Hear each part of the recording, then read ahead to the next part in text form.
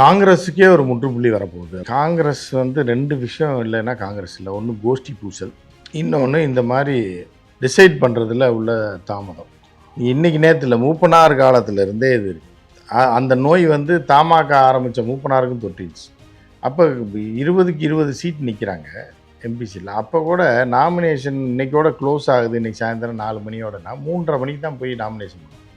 இது காங்கிரஸோட விதி. காங்கிரஸ் வந்து இதோடய சூசைட் பாம் மாதிரி முடிய போதோ அப்படின்ற மாதிரி. ஏதோ இப்போ சில பேர்லாம் சொல்லுவாங்க, அமெரிக்கா போகிறாரு, அவர் வீட்டு பொருளெல்லாம் விற்கிறாரு இவ்வளோ சீப். ஏன்னா இவ்வளோ சீப்பாக விற்கிறாரு அப்படின்றது சொல்லுவாங்க. இல்லை, அவர் யூஎஸ் போகிறாரு, நாளை கழிச்சு வண்டி ஏறணும், நீங்கள் கொடுக்கறத கொடுத்துட்டு அந்த பைக் எடுத்துகிட்டு போங்க, இந்த இது பொருளாக எடுத்துகிட்டு போங்கன்றாங்க. சில இது பார்த்துருப்பீங்க. ஸோ அந்த மாதிரி ராகுல் எதுவும் ஃபாரினில் செட்டில் ஆக போகிறாரா என்னன்னு தெரியல.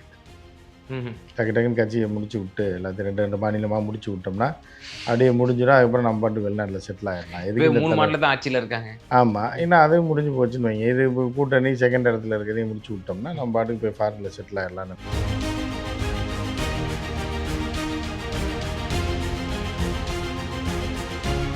மாணிக்கந்தாருக்கு என்ன இருக்குது அந்த கட்சியில்? எம்பி, அவ்வளோதான். அப்போ நீங்கள் இந்த மாதிரி கரடி வேலை பார்க்கும்போது அந்த கட்சியில் திமுகவில் வேறு யார் திமுக தலைமையாக பண்ணிச்சது? பண்ணல. இல்லை, ஜெகத் ரட்சகன் நம்ம பண்ணதான். அவரு திமுகவில் முக்கியமான ஆள், நீங்கள் இது முக்கியமான ஆள்னு சொல்லிப்போம். அந்த கட்சியில் அவர் முக்கியமான ஆள், நீங்கள் இப்போ வேணாம் போங்கடான்னு சொல்லி தடுத்து விடுறாரு. இதில் என்ன இருக்குது அப்படின்ற மாதிரி. இதுக்கெல்லாம் இவர்கள் எல்லாமே வந்து பிஜேபியோடைய ஒரு கட்சியை வளர்க்குறதுக்கு பேசுகிறதுன்றது வேறு. யாரும் வந்து திமுக அடிமையாக இருக்கணும்லாம் யாரும் சொல்லலை. இப்போ நம்ம சொல்ல முடியாது. ஆக்சுவலாக ஜோதிமணியும் மாணிக்கம் தாக்கூர்லாம் டெல்லியில் அவங்க வீட்டில் இருந்தவர். யார்? ராஜீவ்காந்தி இருந்தபோது. பழைய கதை எதுக்கு போய் அது நமக்கு என்ன வரும்னா விரோதியா? வேற கதை. அது அவருக்கும் தெரியும், வேற தெரிஞ்ச அரசியல்வாதிகளுக்கும் தெரியும். அதனால அவர் சின்ன வயசுலேயே ராகுலை தெரியும். அவங்க வீட்லேயே இருந்தவர் தான் யார்? மாணிக்கம் தாக்கூர். அதனால கையை பிடிச்சிருந்துருப்பார். ஸோ வந்து அது ஒரு விஷயம். ரெண்டாவது, அதெல்லாம் அவர் சொல்லி தான் எல்லாமே நாங்கள் இப்படி பண்ணுறோன்னு சொல்லி தான் பண்ணுவேன். தெரியாமலாம் தலைமைக்கு எதிராலாம் செயல்படுற அளவுக்கு இவங்கெல்லாம் அவ்வளோ பெரிய அப்பாட்டக்கர்லாம் கிடையாது.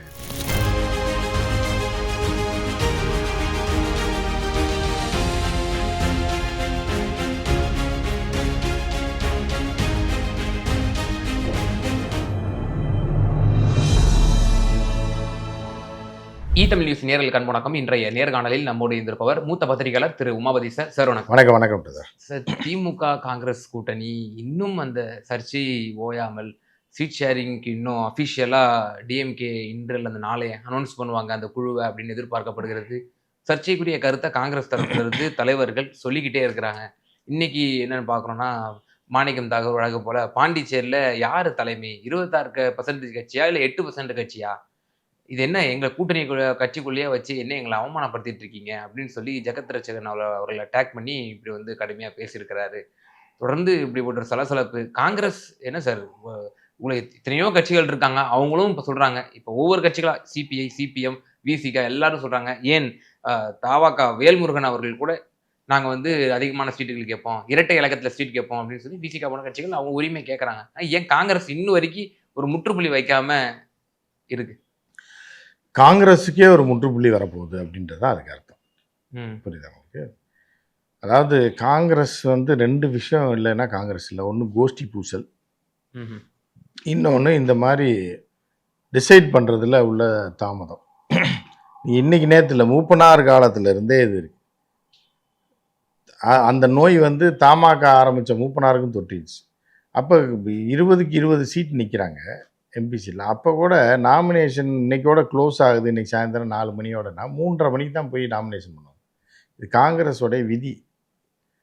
ரைட்டா? இப்போ பீகாரில் என்ன பண்ணிட்டாங்கன்னா, பிஜேபி ஜெயிக்கணும்னு போராடல, காங்கிரஸ் தோக்கணும்னு போராடி காலி பண்ணி விட்டு பிஜேபி ஜெயிக்க வச்சிருச்சு. அப்படிதான். இப்போ நீங்கள் வந்து ஃபஸ்ட்டு வரல, ஆனால் அவங்க கூட ஓடி வரவெல்லாம் உங்களுக்கு பின்னாடி ஓடி வந்ததுனால நீங்கள் ஃபஸ்ட்டு வந்துட்டீங்க, வேறு வழி இல்லாமன்ற மாதிரி தான் பீகாரில். இதற்கு காரணம் காங்கிரஸ். ஸோ அந்த காங்கிரஸ் வந்து இதோடய சூசைட் பாம் மாதிரி முடிய போதோ அப்படின்ற மாதிரி. ஏதோ இப்போ சில பேர்லாம் சொல்லுவாங்க, அமெரிக்கா போகிறாரு, அவர் வீட்டு பொருளெல்லாம் விற்கிறாரு இவ்வளோ சீப். ஏன்னா இவ்வளோ சீப்பாக விற்கிறாரு அப்படிங்கும்போது சொல்லுவாங்க. இல்லை, அவர் யூஎஸ் போகிறாரு, நாளை கழிச்சு வண்டி ஏறணும், நீங்கள் கொடுக்கறத கொடுத்துட்டு அந்த பைக் எடுத்துகிட்டு போங்க, இந்த இது பொருளாக எடுத்துகிட்டு போங்கன்றாங்க. சில இது பார்த்துருப்பீங்க. ஸோ அந்த மாதிரி ராகுல் எதுவும் ஃபாரினில் செட்டில் ஆக போகிறாரா என்னன்னு தெரியல. ம்ஹ்ம். டக்கு டக்குன்னு கட்சியை முடிச்சு விட்டு எல்லாத்தையும் 2 மாநிலமாக முடிச்சு விட்டோம்னா அப்படியே முடிஞ்சிடும். அதுக்கப்புறம் நம்ம பாட்டு வெளிநாட்டில் செட்டில் ஆயிடலாம். எதுக்கு இந்த 3 மாநிலம் தான் ஆட்சியில இருக்காங்க. ஆமாம். ஏன்னா அதுவும் முடிஞ்சு போச்சுன்னு வைங்க. இது இப்போ கூட்டணி செகண்ட் இடத்துல இருக்கிறதையும் முடிச்சு விட்டோம்னா நம்ம பாட்டுக்கு போய் ஃபாரினில் செட்டில் ஆயிடலாம்னு நினைக்கிறாரா என்னன்னு தெரியல. ம்ஹ்ம். ம்ஹ்ம். அப்படி தான் தோணுது. இல்ல அவர் நாட்டுக்காக போராடக்கூடியவர், நாட்டு மக்களுக்காக குரல் அவரோட பீப்பிள்ஸ் வாய்ஸ் அப்படின்றாங்க ராகுல் காந்திய. நீங்க அதுதான் பீப்புள்ஸ் வாய்ஸ்னா பாதி நாள் வெளிநாட்டுக்கு போயிடுவாப்புல. இப்போ வந்து இப்போ இதில் இப்போ மாணிக் தாக்கூர்லாம் எப்படி பீப்புள்ஸ் வாய்ஸா? அவர் என்ன வாய்ஸ்? அவரும் அதான் மை சொல்றாரு. வாஸ்டர்ஸ் பீப்பிள்ஸ் வாய்ஸா? நானும் பீப்பிள்ஸ் வாய்ஸ் தான் அப்படின்றாரு. சரி பீப்புள்ஸ் வாய்ஸ்னா பாண்டிச்சேரிக்கு இவருக்கு என்ன சொல்லணும்? நீங்கள் நிற்கிறது விருதுநகரில். ம். பாண்டிச்சேரிக்கெலாம் கருத்து சொல்கிற அளவுக்கு அந்த நீங்கள் மாநிலத்தோட தலைவர் பேசலாம். ம். பண்ணுறேன்னா பரவாயில்ல. ஆ. இல்லை வேற ஏதாவது இந்த மாநில தலைவர் பேசினா பரவாயில்ல. செல்வபிரந்தையும் பேசல. பேசலை. நீங்கள் கரடி விட்டீங்கன்னா இப்போ நீங்கள் மாணிக்கந்தாருக்கு என்ன இருக்குது அந்த கட்சியில்? எம்பி அவ்வளோதான். புரியுதா? ம். அப்போ நீங்கள் இந்த மாதிரி கரடி வேலை பார்க்கும்போது அந்த கட்சியில் திமுகவில் வேறு யார் திமுக தலைமையாக பண்ணிச்சது? பண்ணல. ஜெகத் ரட்சகன் நம்ம பண்ணதான். அவரு திமுகவில் முக்கியமான ஆள். நீங்கள் இது முக்கியமான ஆள்னு சொல்லிக்கும்போது அந்த கட்சியில் அவர் முக்கியமான ஆள். இப்போ வேணாம் போங்கடான்னு சொல்லி துரத்தி விடுறாரு. இதில் என்ன இருக்குது? ம்ஹ்ம். அப்படின்ற மாதிரி இதுக்கெல்லாம் இவர்கள் எல்லாமே வந்து பிஜேபியோடைய ஒரு கட்சியை வளர்க்குறதுக்கு பேசுறதுன்றது வேற. யாரும் வந்து திமுக அடிமையாக இருக்கணும்லாம் யாரும் சொல்லலை. இப்போ நம்ம சொல்ல முடியாது. ம். அவங்க ஒரு காங்கிரஸில் கட்சி இருக்க வளர்க்கணும் தான் எம்பிகள் எல்லாரோட வேணால் சரி ஒரு கூட்டணி நிற்கிறீங்க ஜெயிக்கிறீங்க. ஆனால் நீ வந்து கூட்டணியை உடைக்கணுன்ற நோக்கத்துல நீங்கள் செய்கிறீங்க. நினச்சி உங்கள் கட்சியை நாசமாக போகணும்னு சொல்லும்போது தான் உங்கள் மேலே சந்தேகம் வருது. ம்ஹ்ம். ஒருவேளை அவங்க காசை கொடுத்து உங்களை இயக்குறாங்களா? ம்ஹ்ம். இல்லை நீங்களா வந்து கட்சியை முடிச்சு விட்டு போயிடலாம்னு நினைக்கிறீங்களா? இல்லை உங்கள் தலைமை உங்கள் ராகுல் அப்படி வெளிநாட்டில் செட்டில் ஆக போகிறாரா? அப்படின்னு பல சந்தேகங்கள் வருது. அதை தான் இப்போ நம்ம எழுப்புறோம். சந்தேகத்தை தான் நம்ம எழுப்புறோம். அது நம்ம எழுப்பலை. ம்ஹ்ம். மக்களுக்கு வர சந்தேகத்தையும் திமுககாரர்களுக்கு வர சந்தேகம் இப்படி இருக்குன்றதை நம்ம சொல்கிறோம். சார் இப்போ பலரும் என்ன ஒரு காரணங்கள் சொன்னாங்க அப்படின்னா, இல்லப்பா கீழ்மட்ட தலைவர் தான் பேசுறாங்க. ராகுல் தெளிவா இருக்காரு. ராகுல் தெளிவா இருக்குன்னாங்க. ஆனா 2 நாட்களாக நாடாளுமன்றத்தில் நடக்கக்கூடிய காட்சிகள்லாம் பார்க்கும்போது, அ இவரெல்லாம் சஸ்பெண்ட் செய்யப்பட்டிருக்கிறார். அமளியில ஈடுபட்டு சபாநாயகரால் சஸ்பெண்ட் செய்யப்பட்டவர்கள் 2 தமிழக எம்பிக்கள். மாணிக்கம் தாக்கூர், மற்றொரு சு. வெங்கடேசன். இவர் ராகுல் காந்தி கிட்ட அவ்ளோ கொஞ்சம் ஒரு தலைவர் மாரியே அவர் பிஹேவ் பண்ணல. ரொம்ப கைய பிடிச்சு இழுக்குறாரு. அவரு ரொம்ப கேஷுவலா பிஹேவ் பண்ணாரு ராகுல் காந்தி கிட்ட. அப்போ ராகுல் காந்தியினுடைய தூண்டுதலின் பேர்ல தான் இப்படிப்பட்ட ஒரு கேம் ப்ளே ஆமா பண்றாங்க. ஆமா அது தெரியாதா உங்களுக்கு? ஓ இவங்கலாம் ஜோதிமணி எல்லாமே ராகுல் காந்தி மீறி இவங்க எப்படி செஞ்சுருவாங்க? ஓ ஆக்சுவலாக ஜோதிமணியும் மாணிக்கம் தாக்கூர்லாம் டெல்லியில் அவங்க வீட்டில் இருந்தவர். யார்? ராஜீவ் காந்தி இருந்தபோது. பழைய கதை எதுக்கு போய் அது நமக்கு என்ன வரும்னா விரோதியா? அதெல்லாம் ம்ஹ்ம். வேற கதை. அது அவருக்கும் தெரியும், வேற தெரிஞ்ச அரசியல்வாதிகளுக்கும் தெரியும். அதனால அவர் சின்ன வயசுலேயே ராகுலை தெரியும். ஓஹோ அவங்க வீட்லேயே இருந்தவர் தான் யார்? ஓகே மாணிக்கம் தாக்கூர். அதனால கையை பிடிச்சி இழுத்துருப்பார். புரியுதா உங்களுக்கு? ம். ஸோ வந்து அது ஒரு விஷயம். ரெண்டாவது அதெல்லாம் அவர் சொல்லி தான் எல்லாமே நாங்கள் இப்படி பண்ணுறோன்னு சொல்லி தான் பண்ணுவாங்க. தெரியாமலாம் தலைமைக்கு எதிராலாம் செயல்படுற அளவுக்கு இவங்கெல்லாம் அவ்வளோ பெரிய அப்பாட்டக்கர்லாம் கிடையாது. ம். நம்ம என்ன நினைச்சிட்டு இருந்தோம்? இப்படிப்பட்ட செயல்கள் தான் தலைமைக்கு எதிரான செயல்பாடுகள் நினைச்சிட்டு இருந்தோம். அப்படி ஆனா கிடையாது. இதுதான் தலைமைக்கு ஏற்ற செயல்பாடு. செயல்பாடு. ரெண்டாவது வந்து இதில் டபுள் தான் அடிக்கலாம். ஓ புரியுதா? இதில் டபுள் கேம் அடிக்கலாம். ம்ஹ்ம். எதிராளிகிட்டையும் ஏதாவது அமௌண்ட்டை போட்டுக்கலாம். கண்டுபிடிக்க முடியாது. புரியுதா உங்களுக்கு? தலைமை சொல்லுது அப்படிங்கும்போது நம்ப முடியாத ஒரு விஷயத்தை செய்ய சொல்லுது அப்படிங்கும்போது இது மாதிரி இப்படி பண்ணிக்கலாம். ம்ஹ்ம். அந்த மாதிரி தான் அதை பண்ணிகிட்டு இருக்காங்கன்றது தான் உண்மை. ம். அப்ப எப்படி சார் திமுக எப்படி சார் அணுக போகுது? இப்போ பீகார்ல ஒரு ஆர்ஜேடிங்கிற நல்ல கட்சி.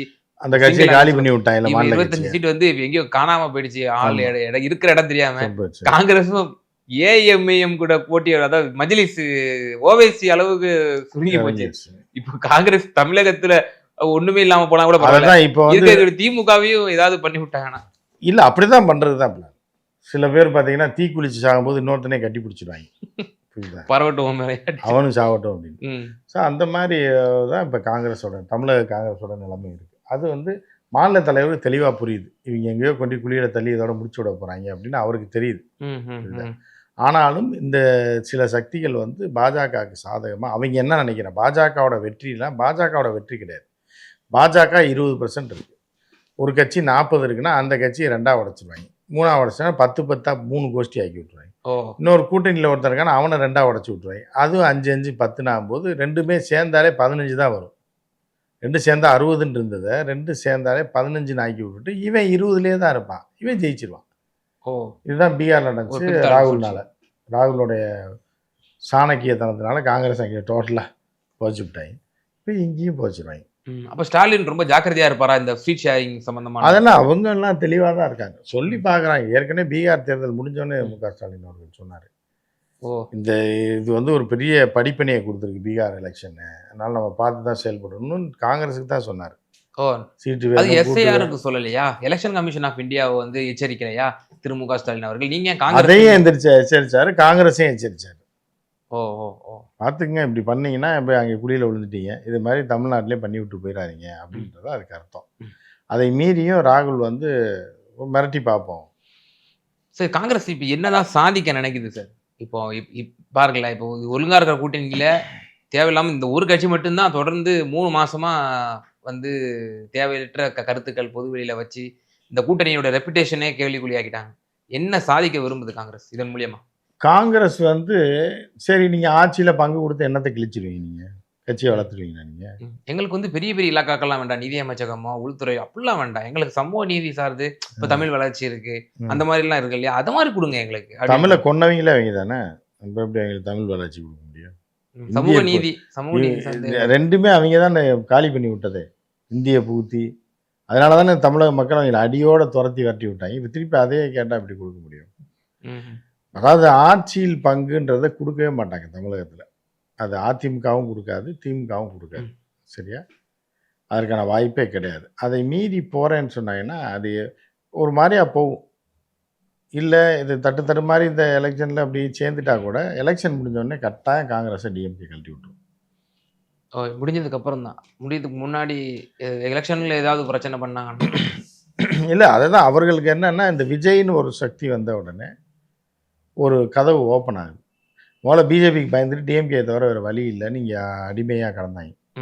மான ரோசம் வெக்கம் இல்லை, வெக்கமான ரோசம் இல்லைன்னா இருந்தோன்னா அன்றைக்கே போயிருக்கணும். இப்போ இதை போன எலெக்ஷன்லேயே போயிருக்கு. நான் நின்றுக்கிறாங்க, உங்களை வச்சு எங்களுக்கு எம்பிலாம் தேவையில்லைங்க, காங்கிரஸ் தனியாக வரணும். அடுத்த எலெக்ஷனில் இப்போ பிரேமலதா ஒன்று பாராட்டலாம், எனக்கு எம்பி தந்தால் மட்டும்தான் கூட்டணிக்கு வருதே நிற்கிது பாருங்கள். ஓசியில் ஏதாவது ஒரு எம்பி வாங்கிடணும்னு அந்த அளவு கூட இவங்க அப்பயே கேட்டிருக்கணும்ல, எம்பிக்கு நாங்கள் வரோம், ஆனால் எம்எல்ஏக்கு நீங்கள் எங்களுக்கு இது கொடுக்கணும் அப்படின்னு. மொத்தமாக இந்த நாட்டுடைய செட்டப்பே என்னன்னா, மாநிலத்தில் சுயாட்சி, மற்ற கூட்டாட்சி. நீ மத்தியில் பங்கு கொடுத்தேன்றா இங்கே வந்து நீ எப்படி கேட்ப மத்திய கட்சியில்? இது வந்து சுயாட்சி, முறைப்படி ஆட்சியை கொடுக்கணும். மத்தியில் எல்லா மாநிலங்களும் சேர்ந்து கூட்டாட்சி தத்துவத்தின் அடிப்படையில் தான் இருக்குது. நீ வந்து அதே ஆட்டையை கொடுத்துட்டு அதை கொடுத்தோன்னே நீயா கொடுத்த? நீ கொடுத்து ஆகணும், ஏன்னா எங்களோட தயவுல ஆட்சியில் இருக்குன்னு. ஸோ இப்போ என்னென்னா, காங்கிரஸ் புதகுலிக்கு போக போகுதுன்றது தெளிவாக தெரியுது. காங்கிரஸ் இந்த எலெக்ஷனோட ஒன்ஸ் கலட்டி விட்டாங்கன்னா தேசிய அரசியலில் காங்கிரஸ் நக்கிட்டு போயிடும். ஒட்டுமொத்த இந்தியாவிலே டோட்டலாக எல்லாம் சேர்ந்து காங்கிரஸ் அடித்து செத்த. சொல்றதெல்லாம் பார்க்கும்போது டிஎம்கே ஒரு கட்சி தான் காங்கிரஸ்.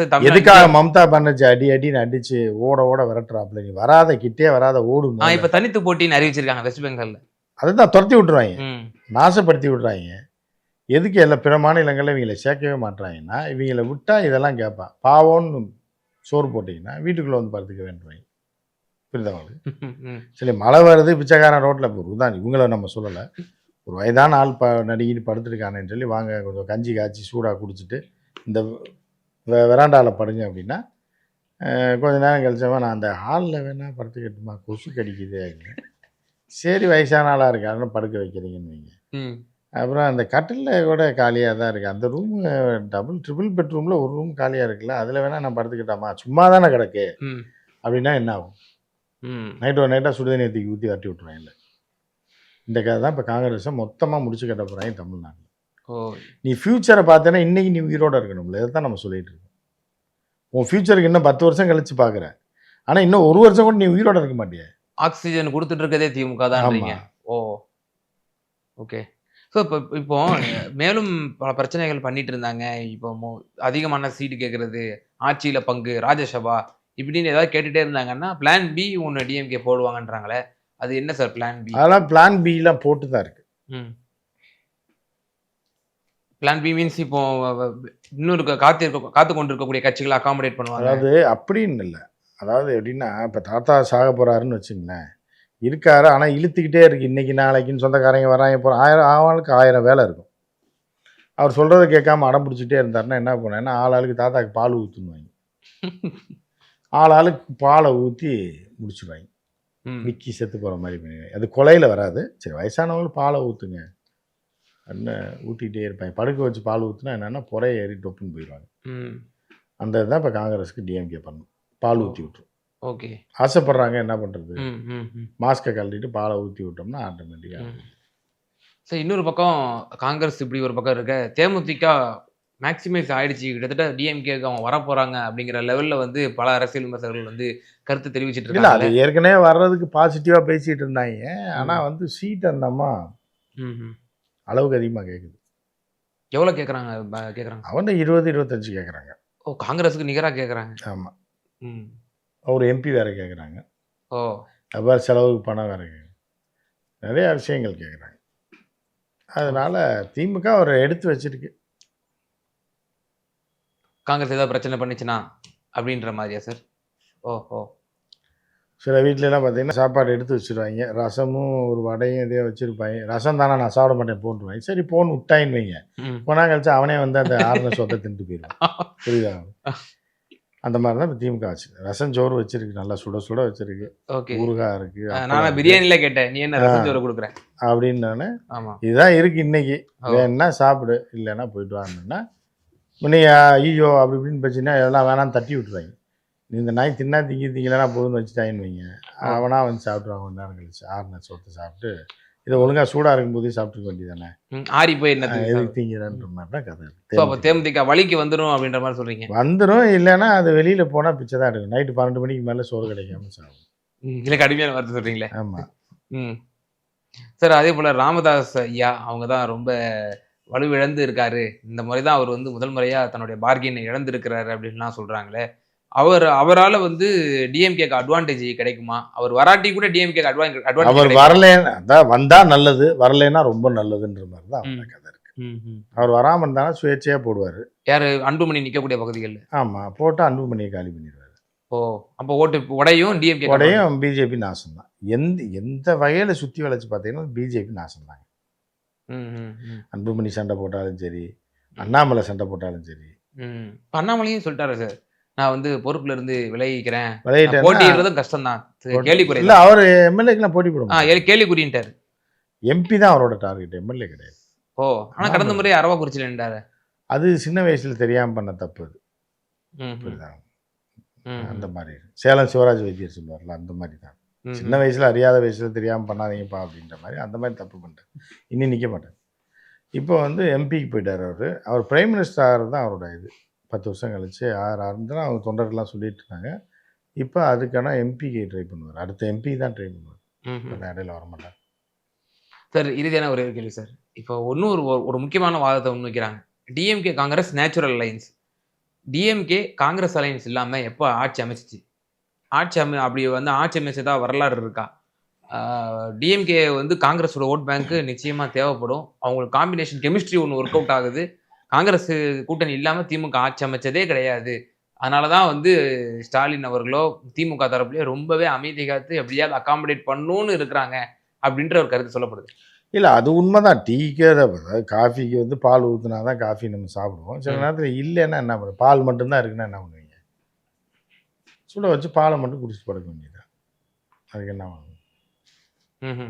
இல்லை, கட்டன் சாயா மட்டும் இருக்குன்னா குடிச்சிட்டு போக வேண்டியது. என்ன அதுக்காக வம்ப பால் இல்லைன்னா என்ன பண்ணுவீங்க? டீ குடிச்சாகணும் சூடாக. மழை வேற பெய்யுதுன்னா சரி கட்டன் சாயா குடிப்போம். நல்ல பிரச்சனை வராது. ஸோ இப்போ டிஎம்கே இஸ் ரெடி. இப்படி தான் நடக்கும்னா அது அப்படி தான் நடக்கும். அதுக்காக காங்கிரஸ் வீம்பு பிடிச்சிட்டு ஒன்றும் இல்லாமல் பங்கு கேட்டான்னு புரியுதான். இப்போ ஒரு உதாரணத்துக்கு இப்போ சொல்லி இதை முடிச்சிடறேன் நான். இப்போ நீங்கள் இருக்கீங்க, நீங்கள் வந்து ஆட்டோ ஏறுறீங்க. வலசரவாக்கத்தில் ஒருத்தர் வந்து உங்களுக்கு 1 லட்ச ரூபா தரணும், ரைட்டா? ஆட்டோ ஏறுறீங்க. ஆட்டோக்காரர் வந்து என்ன கேட்குறாப்புல? 100 ரூபா கேட்குறாப்புல. நீ 80 ரூபா தான் தருவேன்றீங்க. சரின்னு வண்டி ஏறி வந்துடுறீங்க. வரும்போதே இறங்குறப்ப பேசிட்டு வரீங்க. பேசிட்டு வந்தேன், நான் வந்துட்டேங்க 2 நிமிஷத்தில் வந்துடுவேன் அப்படின்னு. இல்லை, நாங்கள் வெளியே கிளம்புறோம், நீங்கள் 2 நிமிஷத்தில் வந்தால் தான் உங்களுக்கு 1 லட்சம் கிடைக்கும். சார் வச்சுருங்க சார், 2 நிமிஷத்தில் நாங்கள் இருப்பேன் சார், வந்துட்டோம் சார் கிட்ட அப்படின்றீங்க. உடனே நான் வந்து ஆட்டோக்காரை இறக்கி விட்டுட்டு, என்ன இருந்தால் 100 ரூபாண்ணா? இல்லைங்க, இந்த 1 லட்ச ரூபா உங்களுக்கு கிடைச்சதே நான் வேகமாக ஓட்டிகிட்டு வந்ததுனால. 2 நிமிஷத்தில் அவர் போகிறேன்னு சொன்னாரா இல்லையா? நான் 5 நிமிஷம் கழிச்சு வந்திருந்தா உங்களுக்கு இந்த காசே கிடச்சிருக்காது. அதனால் அதில் ஒரு 25,000 ரூபா எனக்கு கொடுங்கன்னு அப்படி இருக்கும். ம். ஃபோனில் பேசுகிற ஒட்டு கேட்டு ஓகே. நான் அந்த 2 நிமிஷத்தில் வந்து இறக்கி விடலன்னா உனக்கு 1,00,000 கிடச்சிருக்காது. அப்போ 25,000 கொடுன்னா என்ன பண்ணுவீங்க? ஓ! ஆட்டோக்காரன். இப்ப அந்த ஆட்டக்காரர் தான் காங்கிரஸ். புரியுதா? நீயே வந்து ரூ. 10 அல்லாடிட்டு ரூ. 80 இல்ல ஒரு ரூ. 10 கூட போட்டு கொடுங்கன்னு கேட்ட வண்டியே இருந்தது. இப்போ வந்து இறக்கி விடும்போது எனக்கு வந்து பேமெண்ட்டில் பங்கு கேட்டேன்னா என்ன பண்ணுவாங்க? அதை பெட்ரோலை திறந்து விட்டு தீய வச்சு கொளுத்திடுவாங்க ஆட்டோவை. அப்படிதானே பண்ணுவாங்க. ஓகே. இதுதான் நடக்க போகுது. அப்ப திமுக பெட்ரோல கொளுத்தி விட்டு மொத்தமாக முடிச்சு கட்டிடும். நிச்சயமா சார். திமுக, காங்கிரஸ் மற்றும் இதர கூட்டணி கட்சிகள் சம்பந்தமாக என்ன போய் கொண்டிருக்கிறது என்பது உட்பட சமகால அரசியல ரொம்ப தெளிவா எங்க நேயர்களுக்கு பகிர்ந்தீங்க. ரொம்ப நன்றி சார். வணக்கம்.